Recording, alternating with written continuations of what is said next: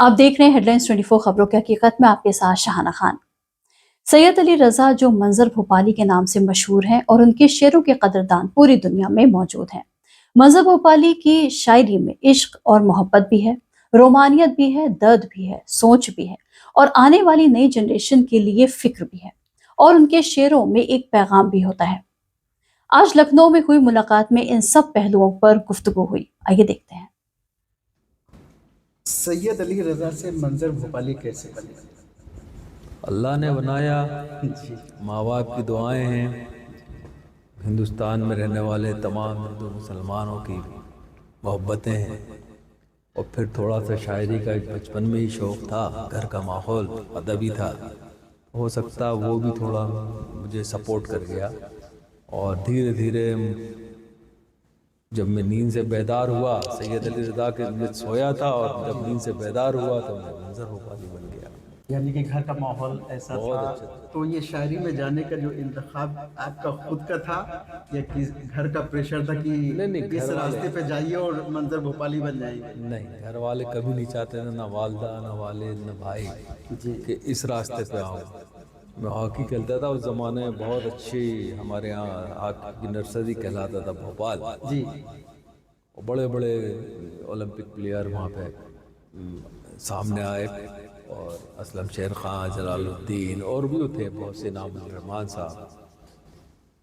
हम भी छोटे मोटे इधर जाके बच्चों में खेल लेते थे, मगर अचानक न जाने क्यों तब्दीली हुई कि हम हॉकी करना छोड़ दिया।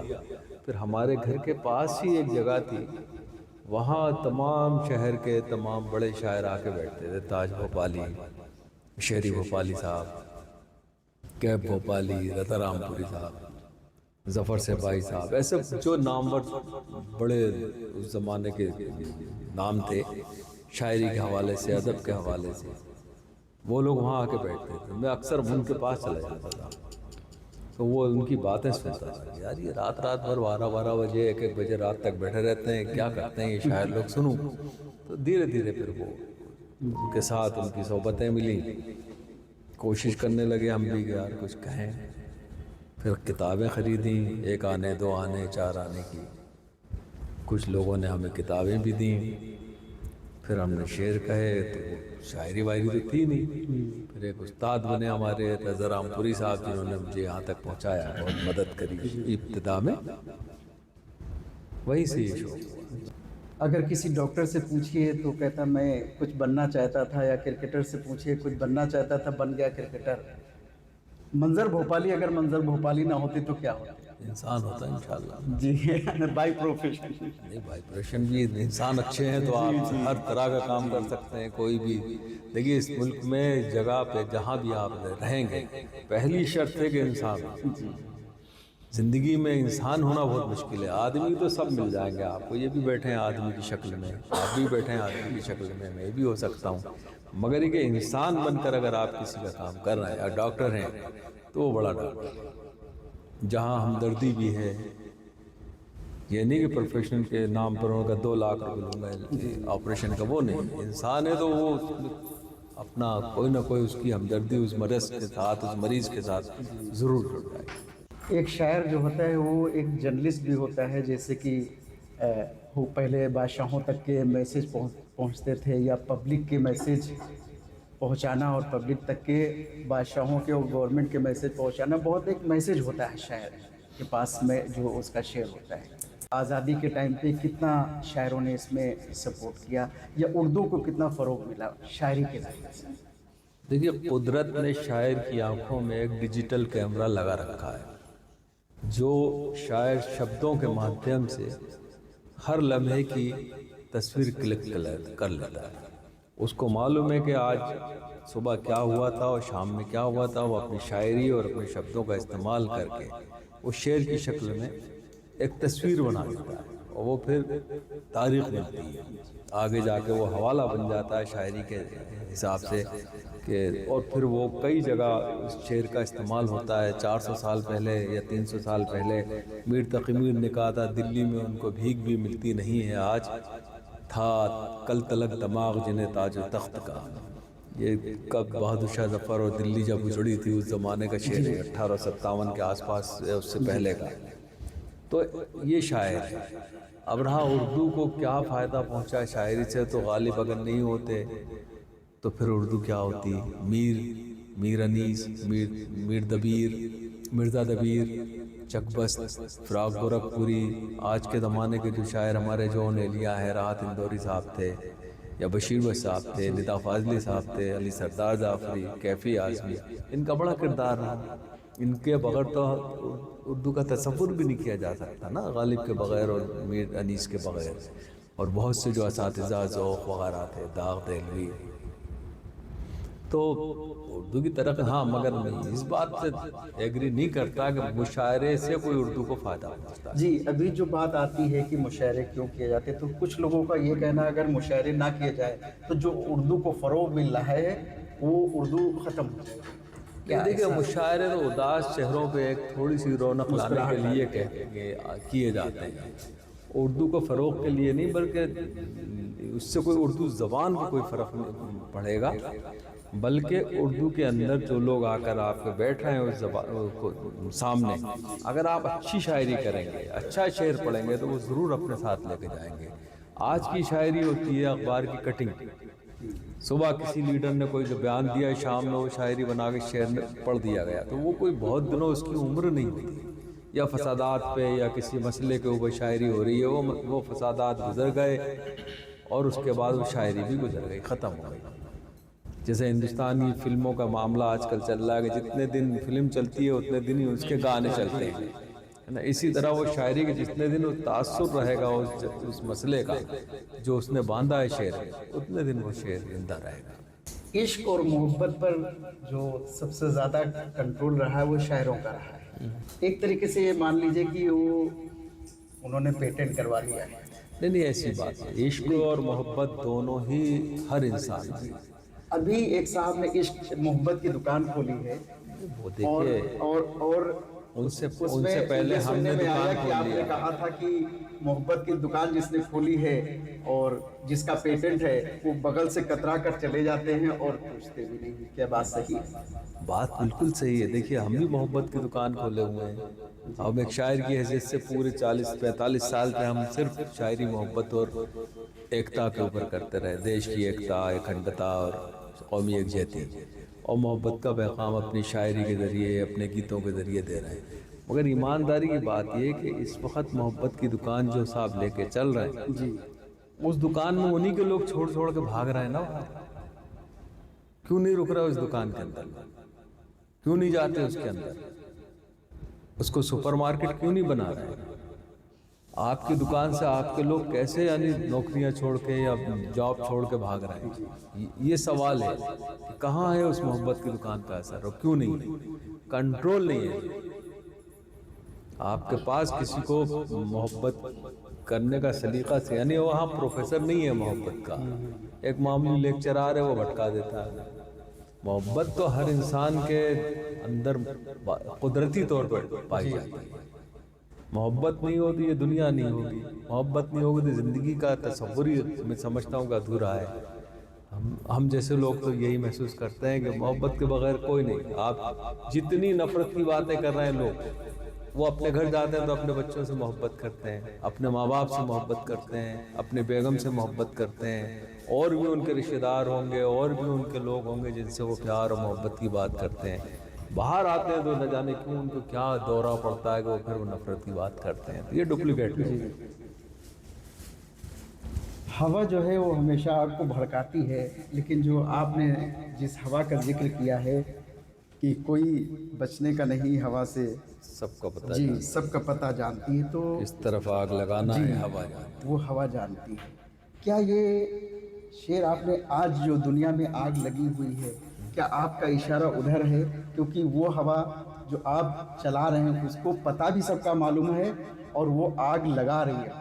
پہلے کی ہوائیں جو چلتی تو آگ کو بھڑکاتی تھی، لیکن آپ کی ہوائیں پتہ بھی جانتی ہیں اور آگ لگا بھی رہی ہیں. کیا یہ آج جو دنیا میں چل رہا ہے اس کی طرف آپ کا اشارہ ہے؟ دیکھیے دنیا تو بنائی اس لیے گئی ہے آگ لگانے کے لیے. آگ لگائیں، آگ لگائیے اور آپ خود ہی بجھائیے. آپ ہے نا، آپ بچ نہیں سکتے کسی بھی طریقے سے. ہر گھر میں آگ لگی رہتی ہے، محسوس کریے آپ.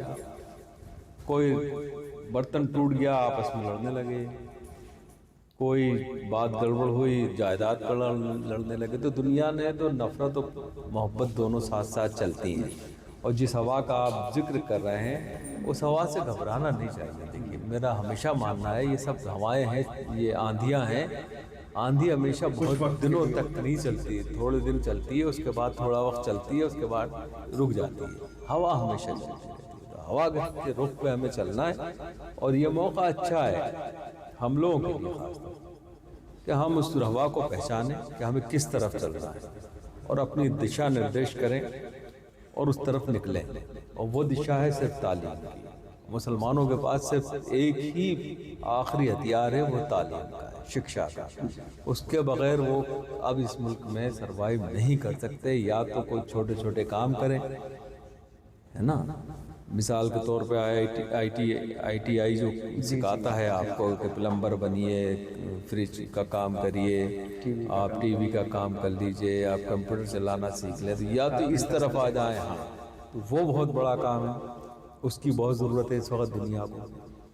بڑے بڑے انجینئر فیل ہو رہے ہیں اس کے سامنے کہ ہم اگر ایک پلمبر کی ضرورت پڑ گئی تو ہم ڈھونڈتے ہی رہتے ہیں کہ آج 4 پلمبر کو بلائیں، اس میں سے ایک آتا ہے۔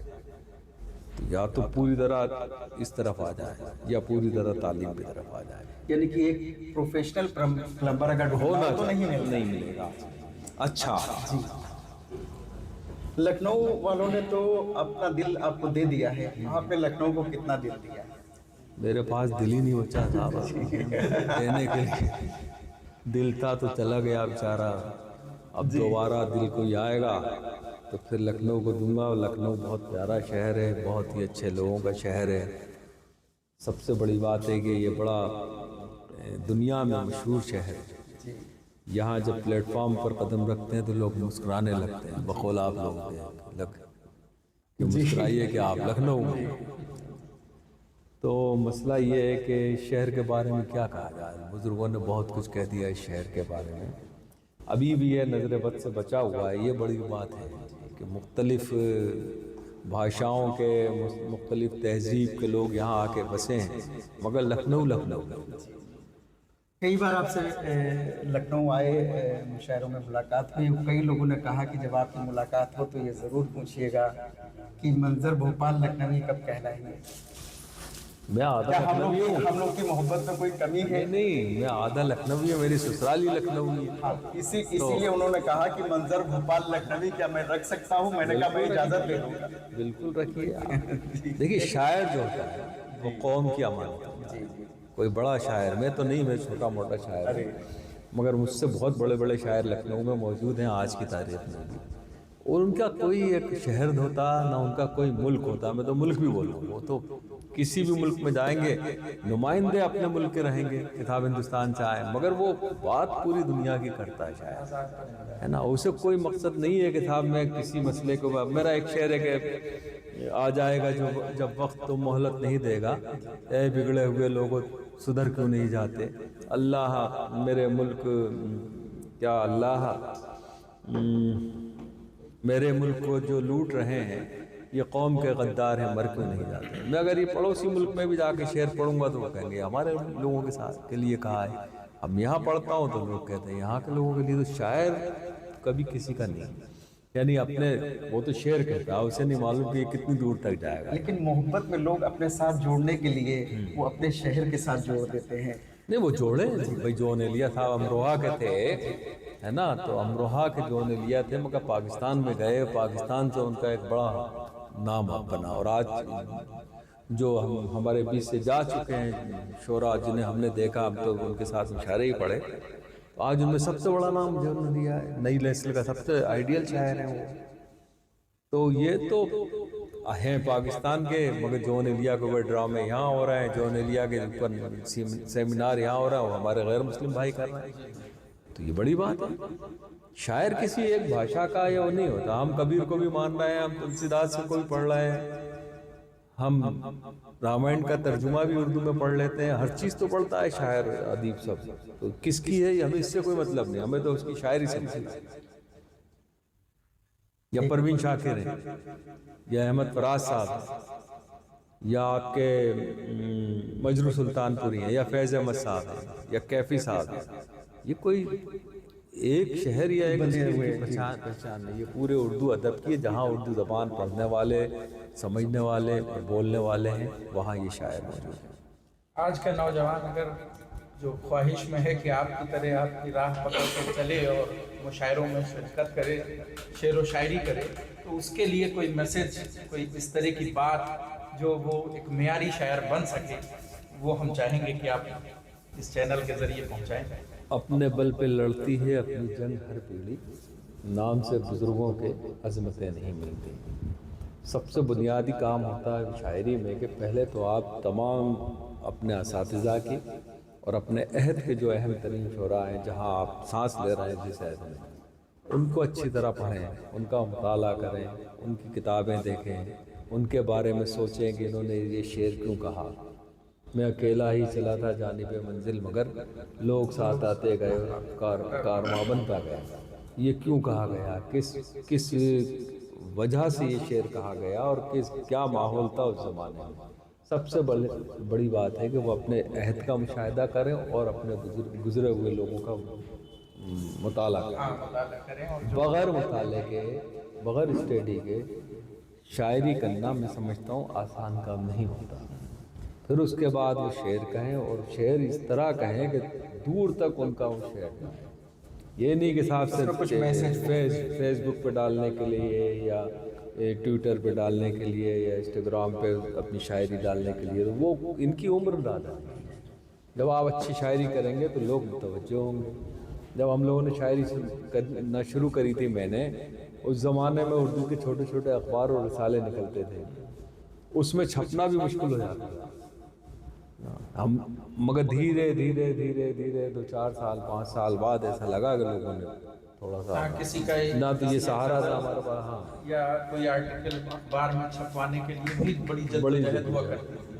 آج سوشل میڈیا کی وجہ سے تو سب لوگ ہر آدمی شاعر ہو گیا، ہر آدمی صحافی یہ ہے، ہر آدمی لیڈر ہے، صبح سے شام تک دیکھ لیا بندی کر لی وہ ہو گیا شاعر۔ ایک ذاتی ہمارا سوال آپ سے ہے کہ بچپن سے جوانی تک یہ کہا جاتا ہے کہ شعر و شاعری کی طرف مت جائیے، عشق ہو جائے گا۔ پھر شادی کے بعد بیوی کہتی ہے کہ شعر و شاعری کی طرف مت جائیے، کسی اور سے عشق ہو جائے گا۔ لیکن جب دور بیٹھے رہیے تو دوری لگتی، لیکن جب اس شعر و شاعری کے نزدیک کوئی آتا ہے تو جیسے میگنیٹ نہیں ہوتا ہے تو کھینچا چلاتا، پھر اس سے جدا نہیں ہو پاتا۔ ایسی کیا کشش ہے شعر و شاعری میں؟ ہمارا بچپن تو بڑا مشکل تھا، اس طرح گزرا ہے بچپن کے کھلونے نہ ملے، جی آپ کا شعر جو ہے، اور جوانی میں بڑھاپے سے ملاقات ہوئی۔ ہمیں پتہ ہی نہیں چلا کہ عشق کیا چیز ہے، ہمیں پتہ ہی نہیں چلا کہ پیار کیا چیز ہے، ہمیں پتہ ہی نہیں چلا کہ محبت کیا ہے۔ ہم نے محبت کی اس زمانے کے سیاسی لوگوں سے، مراد آباد کے فساد سے، گجرات کے فساد سے۔ ہمارے سامنے آتنکواد کا ایک بڑی تصویر چل رہی تھی، اس کے اندر مختلف رنگ نظر آ رہے تھے، تو ہمیں فرصت ہی نہیں ملی عشق کرنے کی۔ اب بڑھاپے میں ہم سے کون عشق کرے گا اور ہم کس سے کریں گے؟ اور عشق کے بغیر زندگی ادھوری ہے۔ میں نے ایک بار اور بھی کہا، عشق کریے، عشق کرتے رہو، میرا تو ٹریگ لائن ہے، عشق کرنا ہی ہے۔ اچھا، عشق کو روکنا نہیں چاہیے۔ میرا ماننا یہ ہے کہ اگر کوئی بچہ عشق کر رہا ہے اور دیکھ رہے ہیں آپ، تو آپ روکیں گے تو وہ اٹھے گا نہیں، بلکہ ضد میں پھر اور اس سے عشق کرے گا۔ تو عشق تو خود بخود ہو جاتا ہے، یہ گھر واپسی والا کھیل نہیں ہے۔ کون سا جہاد ہے ان کا؟ لفظ جہاد۔ تو یہ لفظ جہاد سے نہیں رکنے والا عشق، عشق کسی کے باپ سے بھی نہیں رکنے والا۔ آپ کا خاندان بکھر جائے گا مگر عشق ہمیشہ زندہ رہے گا۔ اور عشق میں سمجھتا ہوں ماں باپ کو کمپرومائز کرنا چاہیے، یا بزرگوں کو، کہ بھائی ٹھیک ہے آپ انسان سے تو کر رہا ہے۔ اب آسمانوں سے آنے والا کوئی نہیں ہے، واہ، اب آسمانوں سے آنے والا کوئی نہیں ہے، واہ، اٹھو کہ تم کو جگانے والا کوئی نہیں سبحان ہے، اللہ، اٹھو کہ تم واہ، کو جگانے سچ والا کوئی نہیں ہے، محافظ اپنے ہو آپ ہی تم یہ یاد رکھو محافظ اپنے ہو آپ ہی تم یہ یاد رکھو پڑوس میں بھی بچانے والا بہت عمدہ. کوئی نہیں ہے پڑوس میں بھی بچانے والا کوئی نہیں ہے پڑوس میں اکیلے پن کی اذیتوں میں گھرے ہوئے اکیلے پن کی اذیتوں میں گھرے ہوئے ہو خفا ہو تم تو منانے والا کوئی نہیں ہے خفا ہو تم تو منانے والا کوئی نہیں ہے کیا ہے وعدہ خدا نے وعدہ کیا ہے تم سے اے حق پرستو خدا نے وعدہ کیا ہے تم سے حق پرستو تمہیں زمین پر مٹانے والا کوئی نہیں تمہیں زمین پر مٹانے والا کوئی نہیں دیش کی تباہی کا حساب دیجیے مجھ کو اپنے بینک کی کتاب دیجیے دیش کی تباہی کا حساب دیجیے گاؤں گاؤں زخمی فضائیں ہو گئی زہریلی گھر کی ہوائیں ہو گئی مہنگی شراب سے دوائیں ہو گئی دیجیے عوام کو جواب دیجیے دیش کی تباہی کا حساب دیجیے لوگ جو غریب تھے حقیر ہو گئے آپ تو غریب سے امیر ہو گئے یعنی کہ حضور بے ضمیر ہو گئے بہت خوب. خود کو بے ضمیر کا خطاب دیجیے دیش کی تباہی کا حساب دیجیے کیسی کیسی دیکھو یوجنائیں کھا گئے بیچ کر یہ اپنی آتمائیں کھا گئے مار کے مریضوں کو دوائیں کھا گئے انہیں پدم شری کا خطاب دیجیے دیش کی تباہی کا حساب دیجیے مجھ کو اپنے بینک کی کتاب بہت عمدہ, بہت ریلیونٹ.